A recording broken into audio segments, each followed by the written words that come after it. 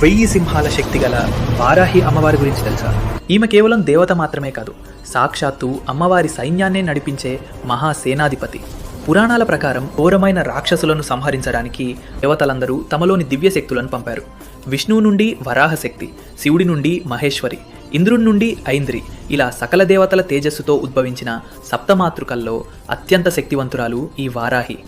ఈమె కేవలం దేవత మాత్రమే కాదు, లలితాదేవి సైన్యానికే దండనాథ. వరాహముఖం, 8 చేతుల్లో అజేయమైన ఆయుధాలతో ఈమె కిరిచక్ర రథంపై యుద్ధానికి వస్తే ఆ రథం ముందు నిలబడే ధైర్యం ముల్లోకాల్లో ఎవరికీ లేదు.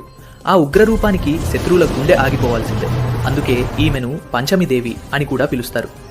వారాహిమాత చేతిలోని నాగలితో మనలోని అజ్ఞానాన్ని దున్ని, రోకలితో మన శత్రువుల గర్వాన్ని పిండి చేస్తుంది. ఈమె చూపు పడితే ఎటువంటి కుతంత్రాలైనా పటాపంచలు కావాల్సిందే.